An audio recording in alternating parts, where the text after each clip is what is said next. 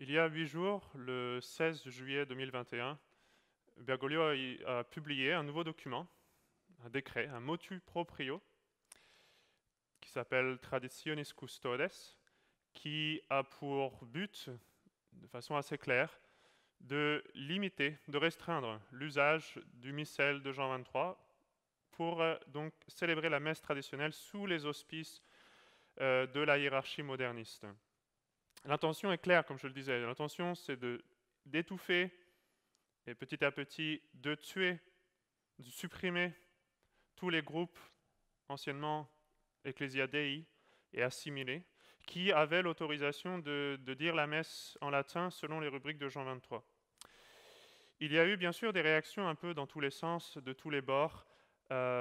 Certains évêques qui ont tout simplement supprimé complètement dans leur diocèse l'usage de la messe traditionnelle, d'autres qui ont plutôt laissé un statu quo en attendant d'en savoir un peu plus et d'avoir des directives de la part de Rome.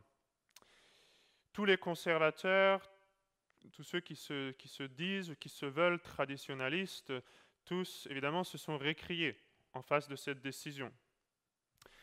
Mais de notre côté, c'est plutôt l'occasion de pointer du doigt le problème de cette position, de ce désir d'avoir la messe traditionnelle à l'intérieur de cette grande église œcuménique de Vatican II, donc sous les auspices de la hiérarchie moderniste. C'est une absurdité théologique de vouloir avoir la messe en latin en avalant les erreurs de Vatican II, en avalant la validité, la licéité, en devant affirmer tout cela, de la nouvelle messe. Et la lettre, ça c'est un point intéressant, la lettre qui accompagne ce document, ce motu proprio, dit clairement que la raison pour laquelle Bergoglio maintenant décide de supprimer ces permissions, ou du moins de les restreindre drastiquement, c'est parce que dans le monde entier, on a constaté que les gens qui assistent à la messe traditionnelle ont une tendance, plus ou moins forte bien sûr, selon les gens, ont tendance à rejeter Vatican II, à rejeter la nouvelle messe, et évidemment à être attachés à une doctrine traditionnelle concernant la messe, concernant l'Église. Ce sont effectivement des gens qui ont fui la nouvelle messe, qui se sont réfugiés dans l'assistance à ces messes traditionnelles pour essayer de trouver une bulle traditionnelle. Mais comme le disait un certain Massimo Faggioli, qui est ici en Amérique du Nord connu pour être un ardent défenseur de Bergoglio, comme lui le disait, vous pouvez avoir cette messe en latin, d'accord, mais vous ne pouvez pas avoir la théologie du XVIe siècle, qui est à la base de la messe en latin. Seulement, puisque le rite lui-même de la messe traditionnelle nous enseigne la théologie, la doctrine traditionnelle de l'Église concernant la nature de la messe, la nature sacrificielle de la messe, eh bien, il a fallu s'en prendre au rite lui-même. Il a fallu le supprimer, c'est logique. Et donc ce dernier décret est très intéressant de ce qu'il confirme, si c'était encore nécessaire, qu'il y a bien un changement de doctrine entre la messe traditionnelle et la nouvelle messe. Que toute la doctrine traditionnelle du saint sacrifice de la messe, tel qu'il a été explicité par le Concile de Trente notamment, eh bien toute cette doctrine traditionnelle a été remplacée par des principes modernistes quand on a créé la nouvelle messe. C'est très clair. Et on le dit. Maintenant, un aspect intéressant aussi de ce document, c'est qu'il piège les conservateurs, entre guillemets, il piège les conservateurs à leur propre jeu.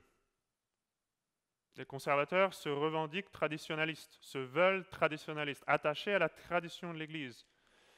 Eh bien, le motu proprio fait appel à des principes parfaitement traditionnels pour assurer l'acceptation de ce décret. Évidemment, à des mauvaises fins, du coup. Le titre même de ce document, déjà, rien que rien que ça, pour commencer. Le titre, Traditionis Custodes, qui veut dire les gardiens de la tradition. Le titre, les gardiens de la tradition, fait référence aux évêques. Les évêques modernistes, bien sûr, dans ce cas-là. Il fait référence aux évêques parce que dans la doctrine traditionnelle de l'Église, les gardiens de la tradition, ce sont les évêques. Ce sont les évêques diocésains. Ce ne sont pas des groupes de gens qui veulent avoir la messe en latin dans leur coin. Ce sont les évêques. Ce sont eux les gardiens de la tradition. Et donc, il est vraiment futile et vain de vouloir utiliser un argument de tradition contre les gardiens de la tradition, si vous les reconnaissez comme tels. Il y a en effet deux sources de la révélation. La révélation divine est contenue dans la Sainte Écriture et la tradition.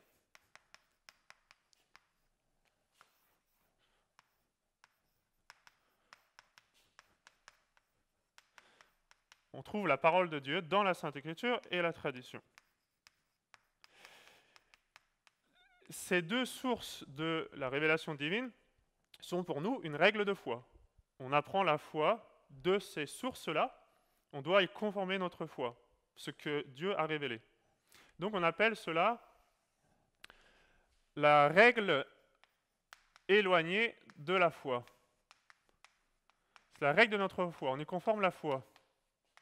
Cependant, c'est une règle éloignée. C'est une règle éloignée. Pourquoi? Parce que le bon Dieu a établi un intermédiaire entre cette règle éloignée de la foi et nous. Il y a quelqu'un pour l'interpréter, à savoir le magistère de l'Église. Donc la règle prochaine de la foi, qui donc ne fait que révéler, que manifester, que exprimer ce qui est de fait contenu dans la révélation divine, la Sainte Écriture et la tradition. La règle prochaine de la foi, c'est le magistère de l'Église, le souverain pontife, les conciles œcuméniques, le magistère ordinaire universel, le magistère de l'Église.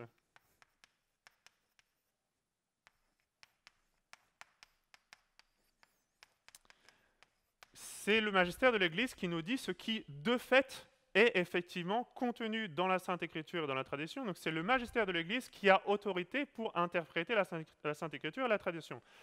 Et nous devons nous conformer à l'enseignement du magistère de l'Église. Alors maintenant, l'erreur, ou une des erreurs, disons, du protestantisme,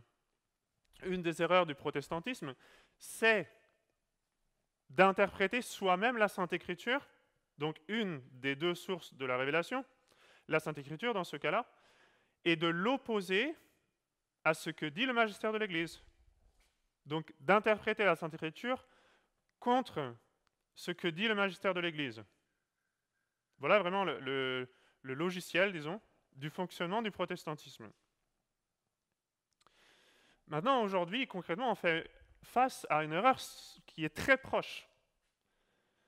C'est plus la Sainte Écriture, cette fois-ci, c'est la tradition, c'est-à-dire de vouloir aller soi-même interpréter une des deux sources de la révélation divine, à savoir maintenant la tradition, contre ce que nous dit le magistère de l'Église, ou au moins ce que nous disons être le magistère de l'Église. Voilà le problème, on ne peut pas faire ça. Il y a toujours une conformité parfaite, bien sûr, entre le magistère de l'Église et la Sainte Écriture, et entre le magistère de l'Église et la tradition. Il est absurde de vouloir résister ce que l'on considère être le magistère de l'Église, soit parce qu'on argumente à partir de la Sainte Écriture comme les protestants, soit parce qu'on argumente en partant de la tradition comme le font les lefèvristes, disciples de Monseigneur Lefebvre. C'est une position qu'on appelle aussi parfois R&R, reconnaître et résister. Parce qu'il s'agit de reconnaître l'autorité de l'Église, mais de le résister. Les deux erreurs en soi, ces deux façons de fonctionner, ces deux erreurs-là sont équivalentes de ce point de vue-là. L'une est aussi mauvaise que l'autre, de ce point de vue-là. Bien sûr, le contexte est différent. Les lefèvristes utilisent ces mauvais principes pour rejeter la nouvelle messe, pour rejeter Vatican II, et nous sommes effectivement d'accord qu'il faut rejeter la nouvelle messe et rejeter Vatican II parce que ça contredit la foi. Mais on ne peut pas rejeter la nouvelle messe et Vatican II en utilisant des mauvais principes. On ne peut pas refuser la nouvelle messe en utilisant ces principes lefévristes, de la même façon qu'on ne peut pas refuser la nouvelle messe en utilisant des principes protestants. C'est le même problème. Pour rejeter la nouvelle messe et rejeter Vatican II, il faut faire appel à des principes catholiques. Le malheur, c'est que le mouvement traditionnel, entre guillemets, a vraiment été empoisonné depuis le début avec ces faux principes-là. Ces principes qui ont été répandus partout par la fraternité Saint-Pédis, dans le monde entier. Et maintenant, ceux qui se réveillent face au problème de la nouvelle messe et de Vatican II, eh bien, sont très rapidement infectés de ces principes qui sont mauvais, parce que non conformes à la doctrine de l'Église. Et le mouvement traditionnel n'obtiendra aucune solution tant qu'il sera imbu de ces faux principes. Donc il faut vraiment établir et répéter les principes catholiques de façon claire. Il n'est pas rare dans nos milieux, même traditionnels, d'entendre dire parfois que ce qui est nécessaire aujourd'hui, c'est d'avoir beaucoup de prêtres qui soient pieux, qui disent la messe en latin, mais qui ne sont pas nécessairement bien formés. L'argument est résumé concrètement à dire il nous faut des pasteurs, il ne nous faut pas des théologiens. On va faire donc une formation très basique, limitée au point de vue de la théologie, mais on va leur apprendre à dire la messe traditionnelle. Voilà où mène cette mentalité. Les modernistes aussi veulent des pasteurs et pas des théologiens, c'est sûr. Voilà où mène cette mentalité quand on a des prêtres qui ne connaissent pas suffisamment leur théologie, qui ne sont pas instruits surtout en ecclésiologie, c'est-à-dire la théologie de l'Église, la doctrine concernant l'Église elle-même, sa nature, son fonctionnement. Voilà où on arrive. On arrive à ce genre de contradiction interne.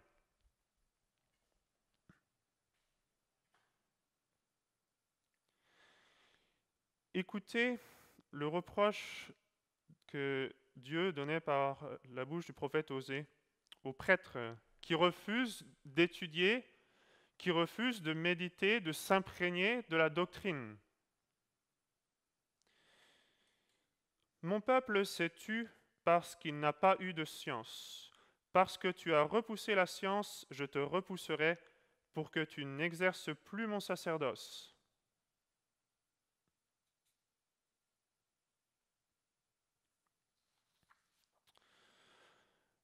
L'assistance que notre Seigneur a promise à l'Église empêche l'Église, la protège de ne jamais donner de mauvaises doctrines, évidemment, des doctrines hérétiques qui mènent en enfer. De ne jamais donner non plus de mauvaises disciplines, de mauvaises lois disciplinaires. De ne jamais donner non plus de mauvaises lois liturgiques, de mauvais rites liturgiques, un culte qui soit mauvais. Certains ont été assez forts pour appeler la nouvelle messe la messe de Luther, mais ils n'en ont pas tiré toutes les conséquences. Ils ont réalisé effectivement que la nouvelle messe avait été purgée volontairement de toute la doctrine traditionnelle de l'Église concernant la nature sacrificielle de la messe, que la messe, c'est le renouvellement non sanglant du Saint-Sacrifice du Calvaire. Clairement, ce n'est pas juste une question de latin, mais c'est une question de doctrine. Ces gens-là qui ont rejeté la nouvelle messe, certainement ne sont pas prêts à dire la messe de Luther en latin, ou à dire même la nouvelle messe de Paul VI en latin, clairement. Donc ce n'est pas juste une question de latin.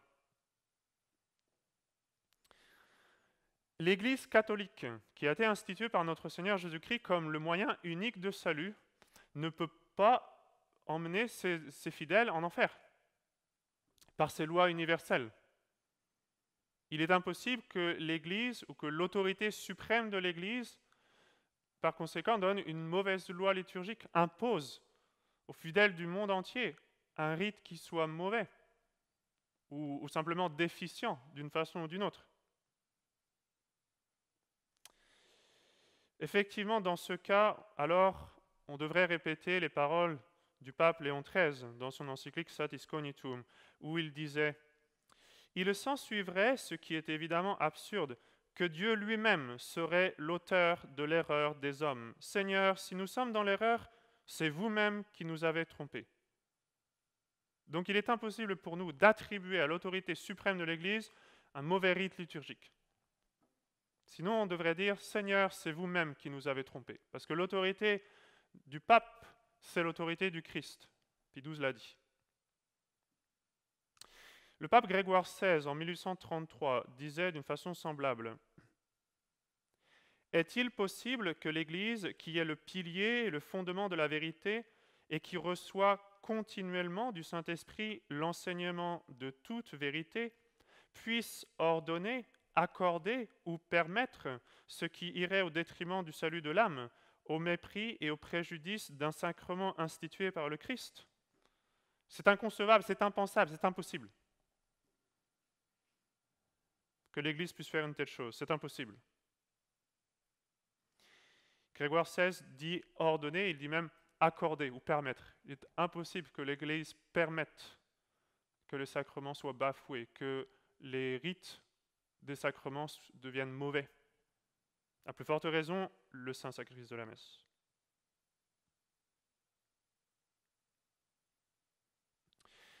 Une objection très courante parmi ceux qui nous contredisent, qui s'opposent à notre position qui est très catégorique concernant le manque, l'absence d'autorité chez ceux qui se disent papes et évêques catholiques, mais qui de fait sont de faux prophètes. Une objection très courante, c'est de nous demander quelle autorité avez-vous pour faire un tel jugement? Quelle autorité? Si nous prétendions faire un jugement légal qui requiert une autorité ecclésiastique, alors effectivement l'argument aurait une certaine valeur. Mais il ne s'agit pas d'un jugement légal, il ne s'agit pas d'un jugement ecclésiastique où on dépose quelqu'un. Il s'agit seulement d'un jugement de foi, c'est-à-dire d'une constatation. À la lumière de la sainte foi, on fait les observations appropriées quand on regarde la situation présente.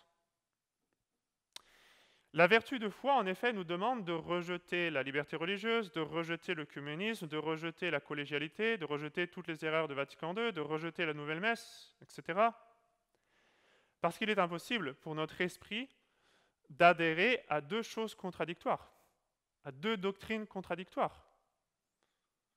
Si, à la lumière de la sainte foi, nous tenons fermement que le communisme est une abomination devant Dieu, il est impossible pour nous, en même temps, d'accepter le communisme comme quelque chose de correct. Notre esprit ne peut pas adhérer à deux doctrines opposées. Ce n'est pas possible.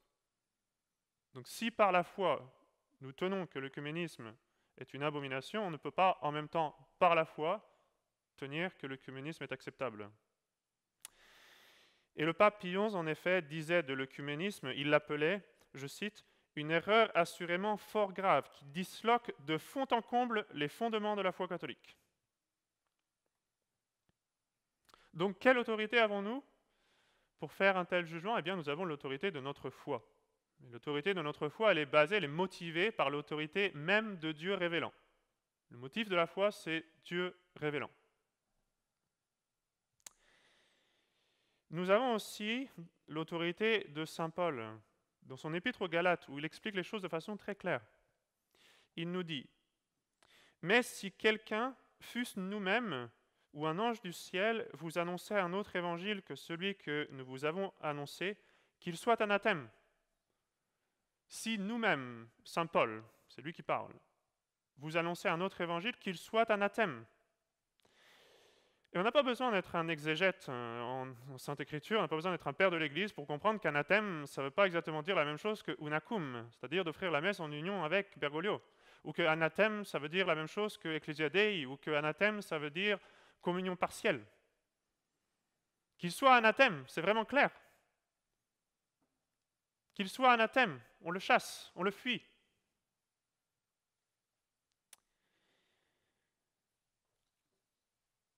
Et si les paroles de saint Paul ne sont pas suffisantes encore pour nous convaincre, nous avons les paroles même de notre Seigneur dans l'Évangile. rejeter la nouvelle messe, c'est logiquement, nécessairement rejeter ceux qui ont promulgué la nouvelle messe, qui l'ont imposée. Ces deux choses sont indissociables. Par quelle autorité? Le chapitre 20 de l'évangile de Saint Luc va nous donner une réponse définitive. Le jour du dimanche des rameaux, notre Seigneur fait son entrée triomphale à Jérusalem, et puis il pleure sur la ville de Jérusalem. Et ensuite, il s'avance vers le temple, il chasse les vendeurs du temple et les marchands du temple. Il y en a beaucoup aujourd'hui qui sont prêts à faire du marchandage, des compromis, à vendre la foi pour pouvoir rester dans le temple œcuménique. Et puis notre Seigneur ensuite reste là quelques jours dans le temple pour prêcher. Et au bout de quelques jours, les scribes, les princes des prêtres et les anciens viennent trouver notre Seigneur pour lui poser une question. Dites-nous par quelle autorité vous faites ces choses, ou quel est celui qui vous a donné ce pouvoir? Maintenant, faites très attention à la réponse de notre Seigneur. Voici ce que dit saint Luc. Jésus répondant leur dit, « Je vous adresserai moi aussi une question. Répondez-moi. Le baptême de Jean était-il du ciel ou des hommes ?» Notre Seigneur ne leur répond pas tout de suite sur la question de l'autorité, parce que eux, pour commencer, sont dans l'erreur sur la notion de l'autorité.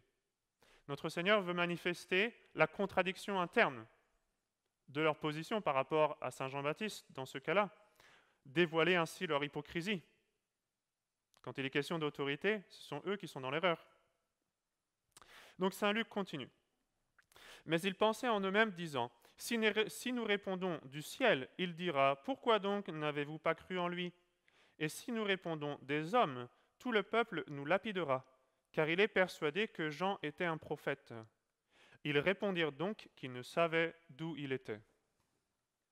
Il était clair, et pour notre Seigneur, et pour les scribes qui étaient venus le voir, que si vous veniez à dire que le baptême de Jean n'était pas du ciel, c'est-à-dire qu'il était faux, logiquement et nécessairement, cela impliquait que saint Jean-Baptiste lui-même était un faux prophète. C'était clair pour notre Seigneur, pour les scribes. Et donc les scribes, en voyant la suite logique, les conséquences logiques, ont préféré ne pas répondre, par respect humain, pour éviter les difficultés. Et bien, de la même façon, rejeter la nouvelle messe, c'est logiquement, nécessairement, de façon indissociable, c'est rejeter l'autorité de ceux qui l'ont promulguée à l'Église universelle. Parce que s'ils jouissaient de l'autorité du Christ, ils n'auraient pas pu faire cela. Donc la question est toujours la même, à savoir, la nouvelle messe est-elle un rite catholique? Est-ce que je me sanctifie? Est-ce que je vais aller au ciel si je suis la nouvelle messe, si je vais à la nouvelle messe tous les dimanches? Vatican II enseigne-t-il la foi catholique? Est-ce que si j'embrasse l'enseignement de Vatican II, je vais me sauver, je vais aller au ciel? Ou bien, si on voulait reprendre les mots de notre Seigneur dans l'Évangile, il s'agit de demander, cela vient-il du ciel ou des hommes?